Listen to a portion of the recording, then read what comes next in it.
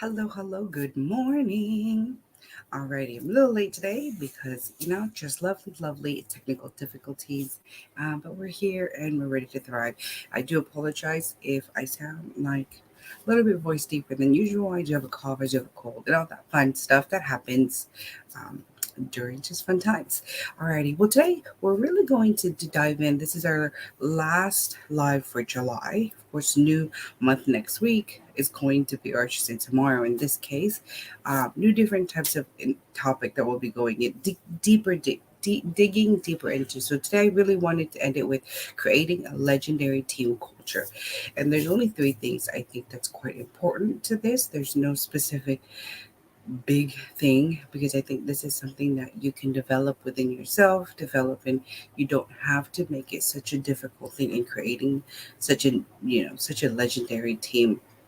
And mainly it's just really, again, it starts with you, and that's what we talked about this whole month, is just starting with you, looking at yourself as a leader, like where do you fit in all of that. And so number one, like I said last week, you start with creating that team culture, that legendary team culture, is starting with you becoming or just being compassionate, and not like, oh, I'm going to say these nice words because that's what compassionate people say or do, but actually be compassionate enough and say, okay, I understand what my team needs, I understand what my team wants. But of course, as a leader, sometimes you're not going to always be the best. You're not going to always deliver the best news, but the way you deliver it and the way that you understand the situations that you're in. Like, let's say you've worked on a project for 6 months and somebody at the end was like, sorry, this project is done. So all that hard work and dedication that you and your team put into it, it's basically gone. So the way you deliver that to your team, it's not just like, oh, well, we tried our best, I guess, but I guess that's not going to happen. But understand, like, the efforts that we put on, we've learned from this.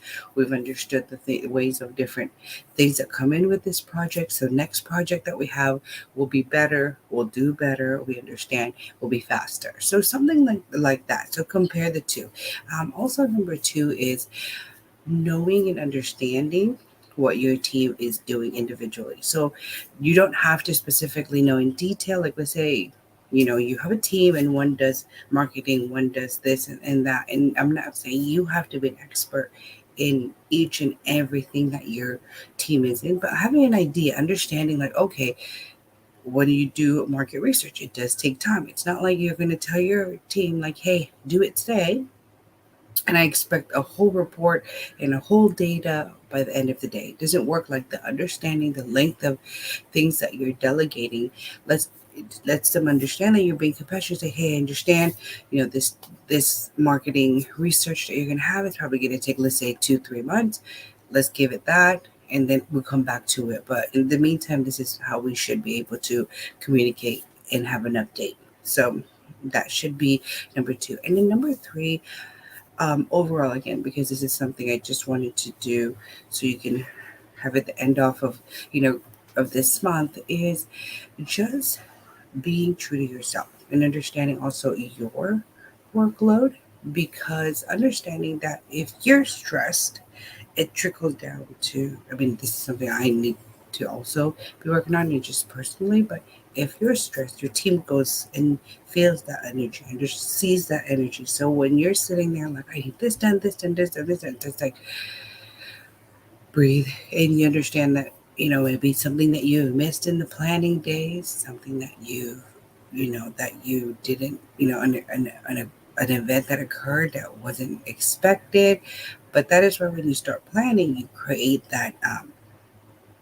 like wiggle room in different things. You adapt to it. We talked about that this month as well, as adapting.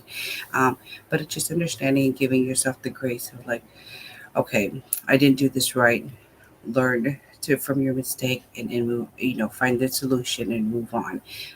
And I think that those are the three biggest things that I would love to talk about today, because in the end, when projects are being done, or tasks, or even the daily things are always going to happen, and nothing's going to be perfect. And in my OCD brain, it's just like, if things don't happen perfectly, I get so raveled, and like, oh my gosh, and things are not going to work out. But you have to remember that this is why you have your team. This is why you built this team, and this is why you're making a difference, because you're understanding that your team is going to be there for you. You have that culture that knows that, okay, if it's kind of like if you're an animal, you have four legs, and you're the leader right here, that one of your leg breaks, we know that the other three will take care of them, and vice versa.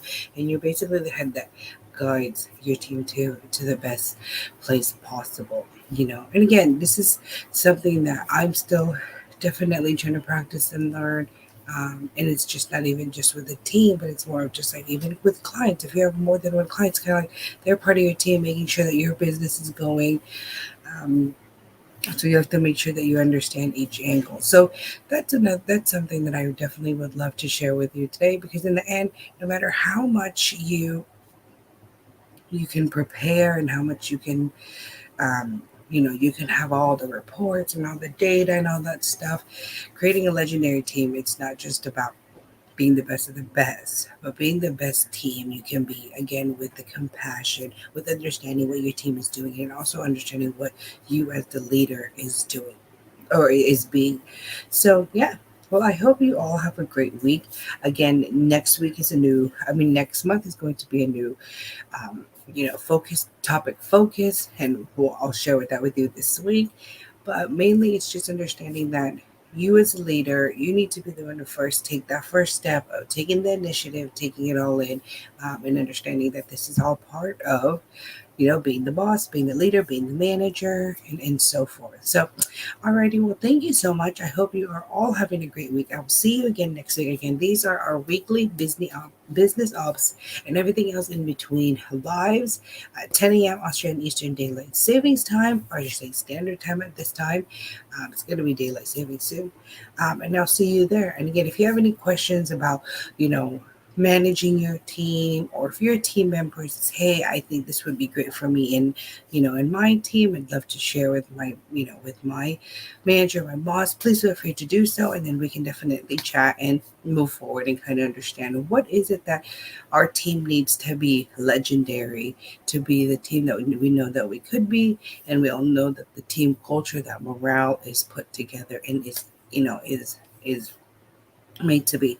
Alrighty. Well, thank you so much. Again, have a wonderful week, and I will see you all next week. Bye.